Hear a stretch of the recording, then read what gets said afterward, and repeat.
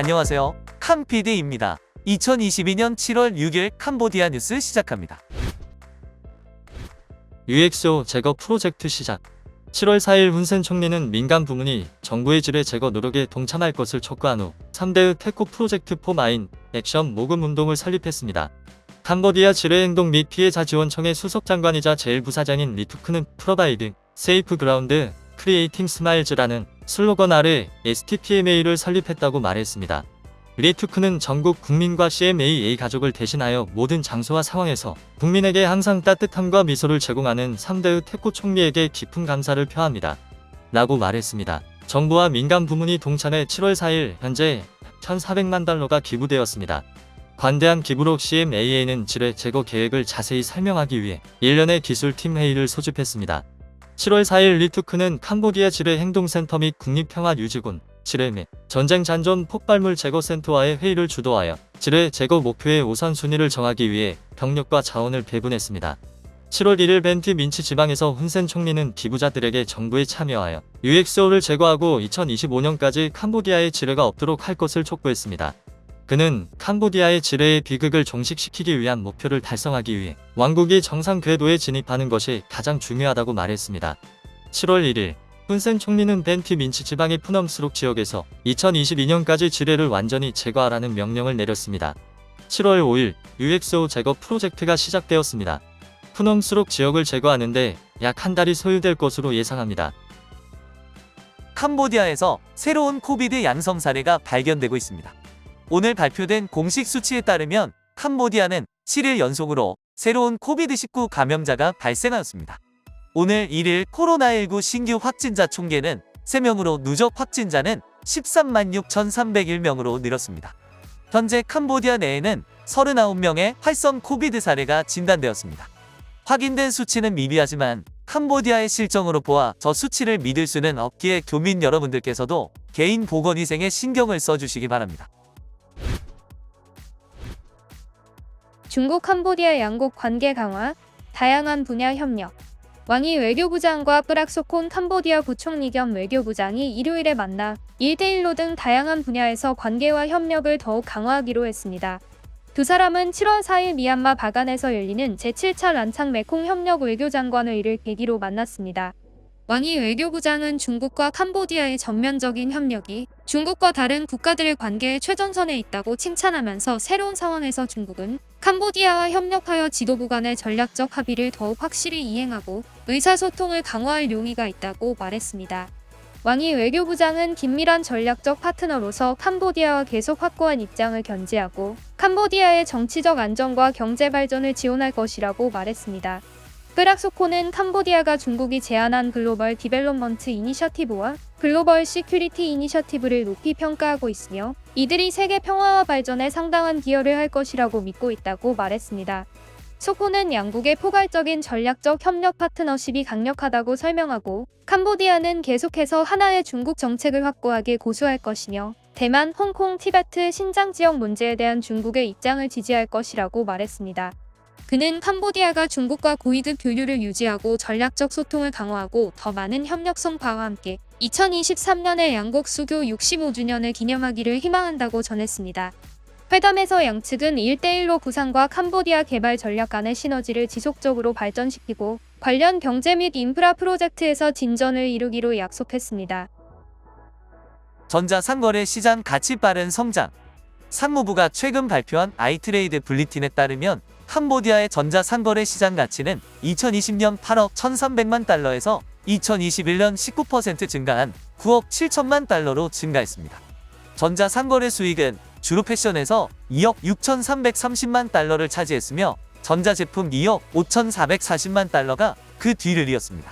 미용, 건강, 개인 및 가사관리 2억 3,050만 달러, 장난감, 취미 6,300만 달러, 식음료 1달러 150만 가구 4,630만 달러 및 미디어 1,100만 달러로 나타났습니다. 전자상거래 구매 주문의 약 55%는 PC에서 인터넷을 통해 이루어졌고 나머지는 태블릿이나 스마트폰에서 이루어졌다고 불리틴은 말했습니다. 2025년까지 캄보디아의 전자상거래 수익은 17억 8천만 달러에 이를 것으로 예상됩니다.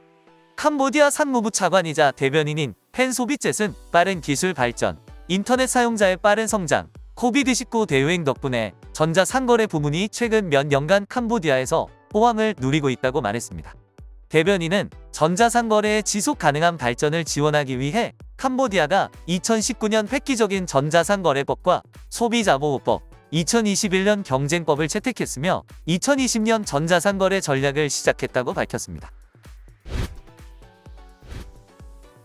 저기압으로 각 지역 폭우 예측. 수자원 기상청은 캄보디아에 더 많은 강우량, 강풍 및 뇌우를 경험하게 될 것이라고 경고했습니다. 국방부는 7월 6일부터 7월 12일까지의 완곡 기상 상태에 대한 예보를 발표했습니다. 기상청은 캄보디아가 태국 북부, 라오스, 베트남에 걸쳐 있는 저기압과 남서 몬순 바람과 함께 이와 같은 현상을 유발할 것으로 예측됩니다. 중부 저지대 지방, 최저 온도 24에서 26도씨, 최대 온도는 33에서 35도씨, 당륵산을 따라 그리고 북서 고원에 있는 지방, 최저 온도 23에서 25도씨, 최대 온도는 32에서 34도씨. 위의 두 지역에서는 천둥과 강한 바람과 함께 약한 비가 내리겠습니다. 일부 지역에는 많은 비가 내리겠습니다. 해안 지역, 최저 온도 22에서 25도씨, 최대 온도는 33에서 35도씨. 매우 강한 바람 및 높은 파도와 함께 보통에서 많은 비가 내립니다. 한마디로 내일부터 다음 주까지는 계속 비가 내린다고 합니다. 모바일 도로 품질 검사 앱 개발 중. 국토교통부는 이동통신 플랫폼을 통해 공무원들이 도로 건설을 점검할 수 있는 프로그램을 곧 출시할 예정이라 밝혔습니다. 로드케어 슈퍼비전이라는 이름의 이 앱은 캄보디아 도로 사용자가 도로상에 움푹 들어간 곳과 손상된 도로를 당국에 직접 보고할 수 있도록 하는 모바일 통신 플랫폼입니다. 로드케어 슈퍼비전은 개발 중이며 당국은 도로 품질 관리 기능을 위한 정보 및 데이터 관리 웹사이트의 상세 설계를 준비하고 있습니다. 현재까지 도로관리공단 정보자료관리 홈페이지 디자인이 70% 완료되었습니다. 한편 톤삼난교육부 기술총괄 부국장은 로드케어 모바일 앱이 도로의 수리 및 유지 보수 비용을 줄여줄 것이라 기대했습니다. 마약 원료 14톤 압수, 중국인 6명 체포. 시아누크빌에서 마약을 생산 및 가공한 혐의를 받는 6명의 중국인이 마약 단속국에 의해 체포되었습니다. 이번 작전은 경찰청장 네트 사보온 장군과 마약범죄수사대 차장 맙치토 장군의 지시에 따라 진행됐습니다. 이 팀은 마약범죄국 국장인 로 반악 중장이 이끌었습니다. 경찰은 마약 생산에 사용된 14.16톤의 화학물질과 발전기, 반응 챔버 배럴 및 다양한 탱크와 같은 기타 장비를 압수했습니다. 망치로 엄마 때려 숨지게 한 마약 중독자. 마약 중독자가 오늘 모친 살해 혐의로 구금되었습니다. 끔찍한 범죄는 2022년 7월 4일 오전 11시 10분 칸달 지구 푸노프 일 코민의 푸노프 마을에서 발생했습니다. 시토르 칸달 지방경찰은 용의자인 20세 남성 민 체트라입니다. 용의자는 식사를 준비하던 어머니를 망치로 때려 죽인 것으로 확인되었습니다. 사건 직후 경찰은 신문과 절차를 위해 용의자를 시토르 칸달 지역 감찰관으로 이송하였습니다. 용의자 민체트라는 자신의 극악 무도한 행동을 즉각 자백했습니다. 경찰은 살인자를 정기적으로 마약을 복용하는 정신질환을 가진 사람으로 보고하였습니다. 도박 빚에 결국 경찰 자살.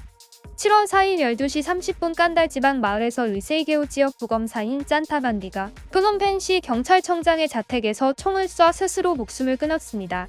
소식통에 따르면 2022년 7월 4일 오전 10시 피해자는 오토바이를 타고 출근 후 오후 12시 20분에 깐달 지방 자신의 집에 들어가 장인에게 인사를 하고 위층으로 올라갔습니다. 잠시 후 친척들은 총소리를 듣고 위층으로 달려가 스스로 총을 쏴 자살한 것을 확인했습니다. 그의 친척들은 손으로 쓴 유서를 발견했는데 거기에는 그 남자가 돈을 빌려 도박을 해 잃어버렸다고 설명되어 있었습니다. 그에게는 아내와 2명의 어린 자녀를 두고 있습니다. 나이트클럽 충돌로 총격 위협. 푸놈펜에서 가장 큰 나이트클럽 중 한 곳에서 두 그룹의 충돌은 매우 폭력적인 위협으로 변했습니다. 사건은 2022년 7월 5일 오전 3시 20분 칸 참카몬에 있는 EDM3 클럽 앞에서 발생했습니다. 한쪽이 다른 쪽의 차량을 오래된 차량이라고 폄하한 후 두 그룹이 충돌했습니다. 그러자 상대방은 총으로 살해하겠다고 협박을 하였습니다. 그리고 현장에 있던 여럿이 경찰에 신고하였습니다. 그러나 경찰이 조사한 결과 실제 무기의 증거는 발견되지 않아 불필요한 협박 그만하고 양 당사자에게 집에 가서 잠이나 자라고 충고했다고 합니다.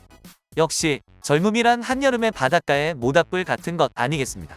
활활 타오르고 나서 아침이 되면 조용한 바다새 쓰레기처럼요. 프놈펜 팬텀 건맨, 러시아 대사관 인근 또 공격. 무작위 총격으로 올해 2번 이상 혼란을 일으킨 수수께끼의 팬텀 건맨은 오늘 아침 프놈펜에 있는 러시아 대사관 근처로 활동을 옮겼습니다. 2022년 7월 5일 오전 3시에 프놈펜 참카르몬 톨레 바삭에 있는 러시아 대사관 울타리 옆 콘크리트 도로를 따라 총격이 발생하였습니다. 당황한 주변인들은 그 남자가 혼다 PCX 오토바이를 몰고 러시아 대사관 근처에 멈춰서 권총을 꺼내 하늘에 몇 발을 발사한 다음 오토바이를 타고 달아났다고 설명했습니다. 경찰은 재빨리 현장에 출동해 프놈펜의 칠흑 같은 밤속으로 사라진 팬텀 건맨의 유일한 증거인 5개의 권총탄을 발견했다고 합니다. 총을 사용한 것으로 보아 배트맨은 아닌 것 같습니다. 프놈펜 빌라에서 총격 사망. 프놈펜 중심부의 한 빌라에서 오토바이를 탄 총잡이에게 여러 차례 총을 맞아 한 남성이 오늘 오후 사망했습니다. 경찰은 숨진 남성이 피카소 콘도 맞은편 322번가 범깽꽁 1의 빌라를 지키고 있던 50세의 경비원이라고 밝혔습니다. 살인은 오늘 7월 5일 오후 2시경 발생했습니다. 소식통에 따르면 신원 미상의 총잡이는 오토바이를 타고 경비원에게 최대 10발의 총탄을 발사했고 피의자는 현장에서 숨졌다고 합니다. 경찰은 현재 범행 현장을 봉쇄하고 법의학 수사를 진행하고 있습니다. 시청해주셔서 감사합니다. 더 새롭고 빠른 뉴스로 다시 뵙겠습니다. 즐거운 하루 되세요.